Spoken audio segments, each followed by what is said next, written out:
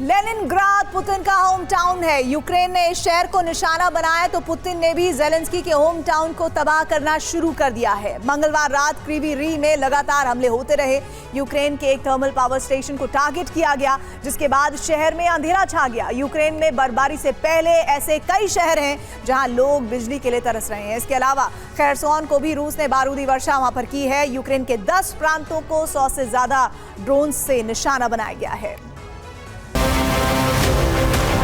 Leningrad में जब जब धमाका होता है, यूक्रेन इसका अंजाम जरूर भुगतता है।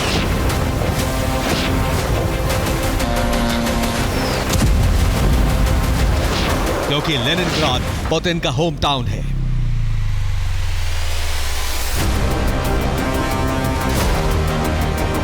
लेनिनग्राद में हुए इस हमले का बदला पुतिन ने ले लिया है। यूक्रेन के क्रीवी रीह में जबरदस्त धमाके हुए और तबाही मची है। क्रीवी रीह में अब अंधेरा छाया हुआ है। लेनिनग्राद का बदला क्रीवी रीह से इसलिए लिया गया क्योंकि यह जेलेंस्की का होम टाउन है। लेनिनग्राद और फिर क्रीवी रीह में तबाही की कहानी को एक नई शुरुआत माना जा रहा है और एक्सपर्ट इसे वॉर ऑफ होम कह रहे हैं। रिपोर्ट के मुताबिक यूक्रेन को बड़े हमले का संकेत ही मिला था कि आसमान में मिसाइल की आवाज आई और यूक्रेन की सीमा में बेहद तेज रफ्तार से दाखिल हुई मिसाइल क्रीवी रीह की जमीन पर गिरी। क्रीवी रीह में 30 आत्मघाती ड्रोन से हमले हुए। क्रीवी रीह में हमले के बाद से अंधेरा छाया है। क्रीवी रीह में रूस ने थर्मल पावर स्टेशन को निशाना बनाया।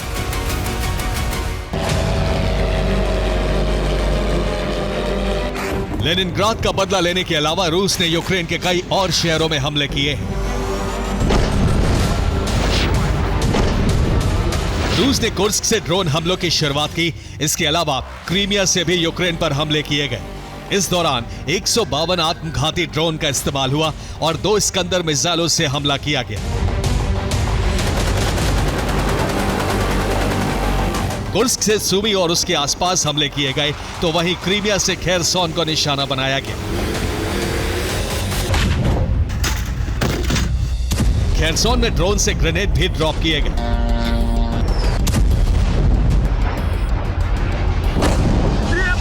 यूक्रेन ने रूस के 88 ड्रोन को हवा में नष्ट कर दिया, जबकि मिसाइलों को गिराने में कामयाबी नहीं मिली। यूक्रेन के 10 प्रांतों में तबाही हुई है।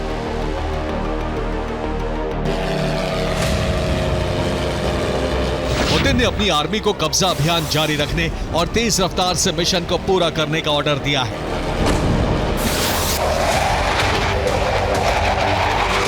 पुतिन ने एक बार फिर 2022 में यूक्रेन के खिलाफ जंग के फैसले को सही ठहराया है।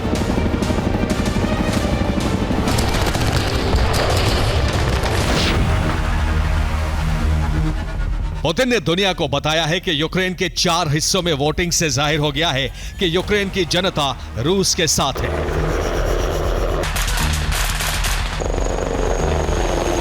पुतिन ने दावा किया है कि यूक्रेन में 5000 वर्ग किलोमीटर इलाके पर रूस का कब्जा है। यूक्रेन के 219 इलाकों पर अब रूस का कब्जा हो चुका है। 2025 खत्म होने तक रूस अपने सभी मिशन को पूरा कर लेगा।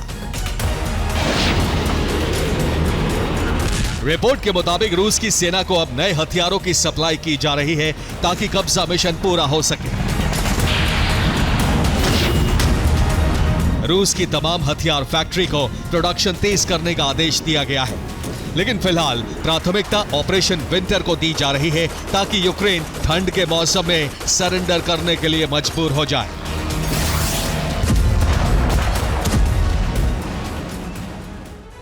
पुतिन का ऑपरेशन विंटर जारी है और यूक्रेन में डर का माहौल है, क्योंकि ऐसे ही हमले होते रहे तो बर्फबारी के दौरान बिजली नहीं मिलेगी।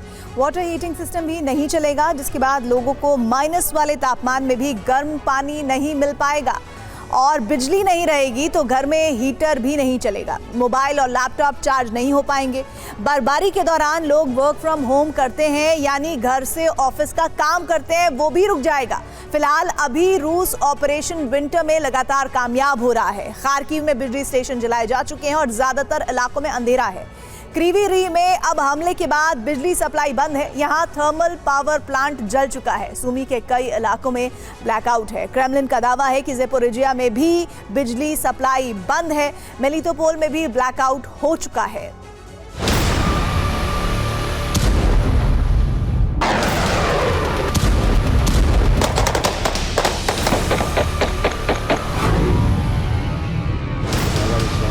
रूस का आरोप है कि यूक्रेन में यूरोपीय सेना का गुप्त जमावड़ा हो रहा है।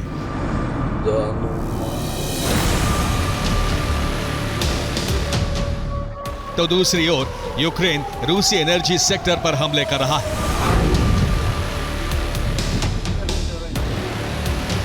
इसलिए रूस अब यूक्रेन पर बड़े हमले कर रहा है ताकि यूक्रेन के ऊर्जा सेक्टर को तबाह करके बदला लिया जा सके।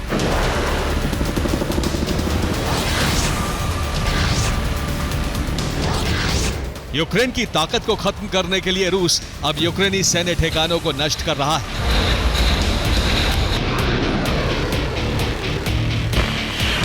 यूक्रेन के फ्रंट लाइन पर 430 सैनिकों की मौत हुई है। डीप्रो किनारे 55 सैनिकों की मौत हुई। 2 हथियार गोदाम भी नष्ट हो गए।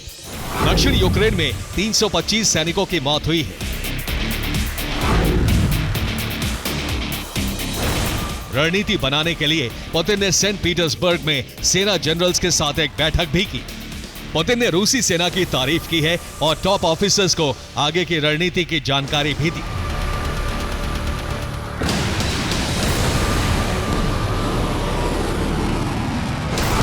मंगलवार को भी पुतिन ने बैठक बुलाई थी। पुतिन के घर पर सुरक्षा परिषद की बैठक हुई। बैठक में रूसी संपत्ति की सुरक्षा को लेकर चर्चा हुई।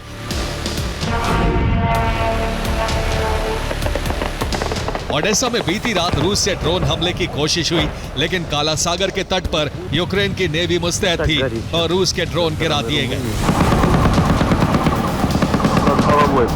ज़ेपोरिजिया में रूसी टैंक ब्रिगेड ने हमला किया। रूस की सेना ज़ेपोरिजिया में T-72 टैंक के साथ तैनात है। यूक्रेनी सेना का दावा है कि रूस अब रेल रूट को निशाना बना रहा है ताकि यूक्रेन में सैनिकों को भारी दिक्कतों का सामना करना पड़े।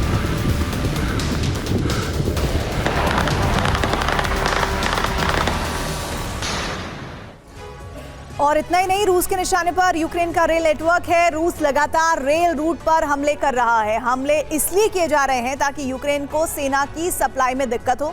हमले के बाद से कई रूट पर यूक्रेनी सैनिकों को हथियारों की सप्लाई नहीं हो पा रही है। सैनिकों को एक जगह से दूसरी जगह भेजने में भी अब देरी हो रही है। यूक्रेन में अगस्त से लगातार हमले हो रहे हैं। यात्री ट्रेन पर भी हमला किया गया है, जिसमें कई यूक्रेनी जख्मी हो गए हैं। हमलों की वजह से यूक्रेन में अब कई रूट बदल दिए गए हैं। जो जानकारी मिल रही है उसके मुताबिक और एक इंफॉर्मेशन है, वो ये बताती है कि यूक्रेन जो दावा कर रहा है वो ये कि रूस की खास रणनीति का ये सब कुछ हिस्सा है।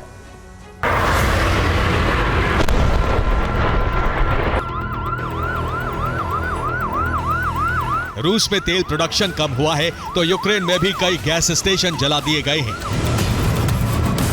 जिसके बाद यूक्रेन में भी गैस की कमी हो गई है। गैस प्लांट को ठीक करने में लंबा वक्त लग सकता है। इसलिए ज़ेलेंस्की ने नया फैसला लिया है। यूक्रेन अब गैस इंपोर्ट को 30% तक बढ़ाएगा। यूरोपीय देशों से और गैस खरीदी जाएगी। यूक्रेन में ठंड में गैस की कमी नहीं होगी। फिलहाल रूस और यूक्रेन दोनों एक दूसरे के शहरों में ब्लैकआउट की कोशिश में हैं और इसके साथ साथ दोनों देश एक दूसरे के तेल और गैस ठिकानों को भस्म कर रहे हैं, जिससे रूस यूक्रेन दोनों की आर्थिक स्थिति में तेजी से बदलाव आ रहा है। Bureau report, TV9 Bharatvarsh.